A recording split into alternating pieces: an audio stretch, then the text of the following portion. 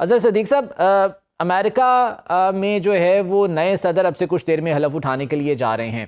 بہت سی ایکسپیکٹیشنز شاید لگا لی تھیں تحریک انصاف نے کہ جی 20 جنوری کو شاید پتہ نہیں کیا ہو جائے گا جب ڈونلڈ ٹرمپ حلف اٹھا لیں گے، لیکن آپ سمجھتے ہیں کہ وہ امیدیں کچھ بر آئیں گی؟ کچھ جو ایکسپیکٹیشنز وابستہ کی گئی ہیں کسی حد تک، پوری نہ صحیح لیکن کسی حد تک وہ ہو پائیں گی؟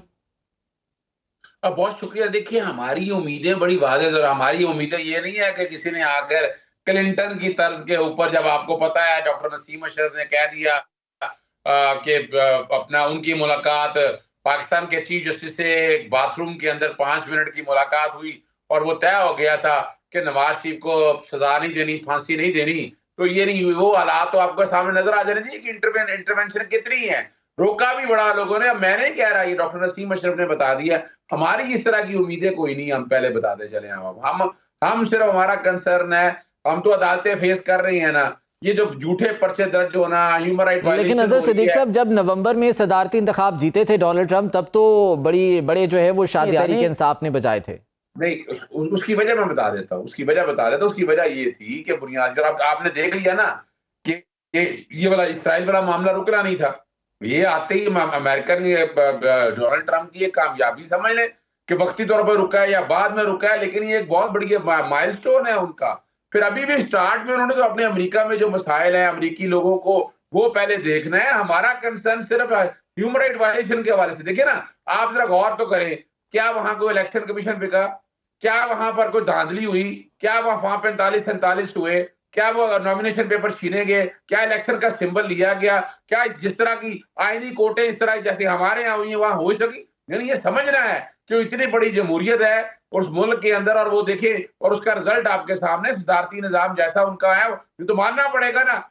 لیکن ہمارے ہاں اگر نہیں ہے تو ہم تو صرف امید رکھ رہے ہیں. اب اور آگے کیا ہوگا؟ آپ نے 171 ملین پاؤنڈ میں سزا بھی دے دی. آپ نے توشہ خانہ والا کیس میں ٹرائل، اب انہیں سمجھ آ گیا کہ ٹرائل چل نہیں سکتا، جو کہ ہم نے چیلنج کر دیا ہوا اسلام آباد ہائی کورٹ کے اندر بھی. تو اب تو اور کوئی چیز رہ نہیں گئی نا. 190 ملین پاؤنڈ کے اگر دیکھا جائے اس کی اپیل ہے ہماری. اظہر صدیق صاحب، یہ ذرا بات لمبی ہو جائے گی، میں اس پوائنٹ پر بعد میں آتا ہوں. یہ نادر گبول صاحب سے بھی میں سے جاننا چاہ رہا ہوں. نادر گبول صاحب، کیا ٹرمپ کارڈ چلے گا؟ جو امیدیں وابستہ کی جا رہی تھیں، کیا کوئی چینج آپ دیکھ رہے ہیں پاکستان کی سیاست میں؟ دیکھیں، اگر تو ٹرمپ کارڈ چل گیا تو ان کا جو پورا جو بھونڈا بیانیہ ہے جس کو ہم سمجھتے ہیں کہ جھوٹ پہ مبنی ہے، اس کے اوپر سے تو پردہ فاش ہو جائے گا نا. جہاں یہ کہتے تھے کہ بیرونی سازش، بیرونی مداخلت نامنظور، پہلے سٹارٹ ہوتا سازش سے، پھر آیا مداخلت پہ. اب تو کہہ رہے ہیں کہ بھائی پلیز آؤ ٹرمپ انکل، ہمیں بچاؤ. انکل سیم امریکہ کا نک نیم ہے بیسیکلی، انکل سیم. تو ابھی یہ لوگ اس طرف دیکھ رہے ہیں، اور یہ اس کی تمام پولیٹیکل پارٹیز، پاکستانی ہر شخص، ہر پاکستانی شہری جو کہ ایک پراؤڈ پاکستانی ہے، اس کو اس کی مذمت کرنی چاہیے. اور اگر خدا نہ خواستہ ایسا کچھ ہوا تو پھر مجھے نہیں لگتا کہ پی ٹی آئی والا کوئی بھی شخص سڑکوں پہ اپنی روڈ پہ اپنی شکل دکھانے کو لائق رہے گا. ہم تو صرف یہی کہتے ہیں کہ پاکستان کے انٹرسٹ سب سے پہلے، پاکستان کی جو سالمیت ہے، خود مختاری ہے، اس کے اوپر کوئی کمپرومائز نہیں ہونا چاہیے. اور اس طرح کی سیاست پاکستان کے لیے انٹرنیشنل جو ایک گلوبل ورلڈ ہے اس کے اندر بھی it's very embarrassing and it's about time کہ ہم آپس کے مسئلے آپس میں ہی بیٹھ کے حل کریں. ہم تو بار بار ان کو انوائٹ کر رہے ہیں کہ آپ آئیں، ٹیبل پہ بیٹھیں اور کوئی سینس بات کریں. مطلب یہ نہیں بولیں کہ بھائی کہ ہم آپ پہ پریشر ڈالیں گے تو آپ جیل سے رہا کر دو. ایسے تو پھر ہر ڈاکو، چور، جس نے کسی کے پلاٹ پہ قبضہ کیا ہے، کسی کی جائیداد ہڑپ لی ہے، گبول صاحب ٹیبل پر تو وہ بیٹھ گئے ہیں اور اپنی ڈیمانڈز بھی انہوں نے رکھ دی ہیں. اب دیکھنا یہ ہے کہ اس پر جواب کیا آتا ہے. آپ نہیں سمجھتے کہ یہ اگر سٹارٹ کیا جاتا ہے تو یہ پروگرام مشکلات سے خالی نہیں ہوگا؟ اس ڈالرز کا خرچہ بھی ہوگا اور ڈیفینیٹلی ٹرمپ انتظامیہ کو بھی اس میں خاصی مشکلات کا سامنا کرنا پڑ سکتا ہے.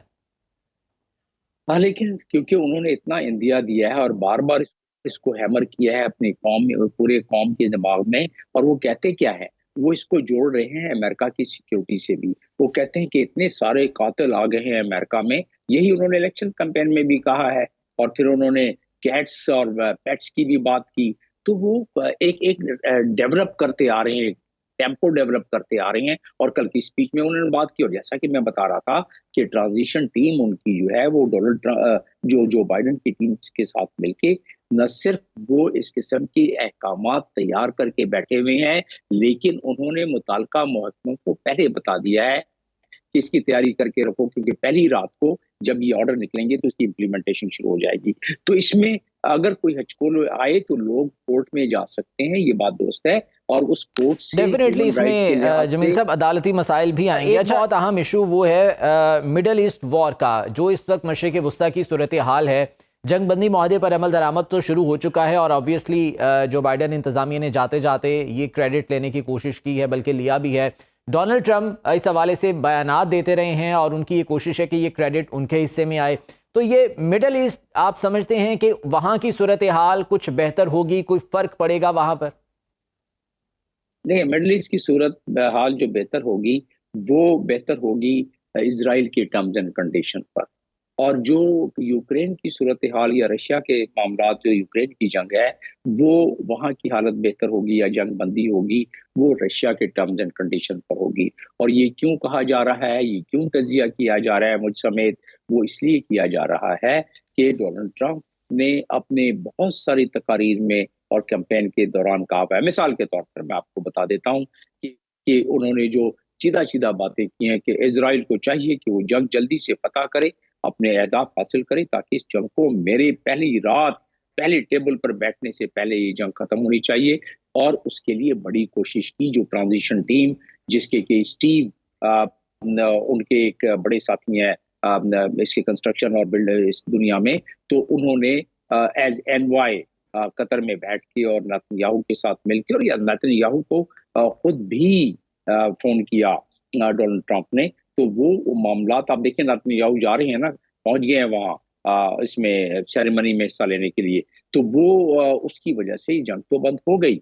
लेकिन अब पहला फेज महसूस होता है जैसे शुरू हो चुका है कि उसकी काफी हद तक तकमील हो सकती है। और ये जब होस्टेजेस सारे पहले फेज में रिलीज हो जाएंगे तो उसके बाद फिर मामला दूसरे फेज में खटाई में पड़ सकता है, इसलिए कि इजराइल का रिकॉर्ड अमेरिका की सपोर्ट से कोई अच्छा नहीं है 1948 से लेके अब तक। और इजराइल ने तो अब अपनी बात और अपना पूरा मंसूबा वाज़ेह कर दिया है पूरी दुनिया पर, नक्शा शाया करके कि वो ग्रेटर इजराइल का। तो आप देखें कि जो एथनिक क्लिंजिंग का मामला था, जो आईसीसी ने कहा हुआ है जेनोसाइड का, वो सारी की सारी चीजें इजराइल ने तकमील 80% तो कर ली, बाकी 20% किसी वक्त भी, जिस तरह के नेतन्याहू ने कहा है कि मैं इस मर्तबा अगर वायोलेशन हुई, जो कि उनकी डेफिनेशन ज्यादा शिद्दत के साथ उन्होंने हमले करने की धमकी भी दी है। अच्छा, एक अहम चीज़ जमील साहब मैं जो जानना चाह रहा हूँ, पाकिस्तान के हवाले से आप समझते हैं कि कोई पाकिस्तान के हवाले से कोई मेजर पॉलिसी चेंज आ सकता है, या बहुत सी चीज़ें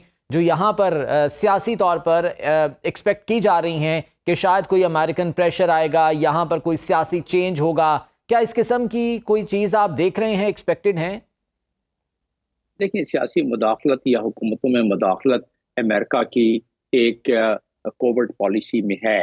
वो ऐसे बहुत सारे ममालिक हैं जिसको उंगलियों पे गिनाया जा सकता है जिसमें उनकी इंटरफेरेंस रही है अमेरिका की, और वो उसमें उनकी military intervention IMF, world bank, उनके मिलिट्री मैनुअल में दिया हुआ है कि इन इदारों को भी इस्तेमाल करके अपने अहदाफ हासिल किया जाए। इस बात को इधर छोड़ते हुए मैं बात करता हूँ पाकिस्तान की।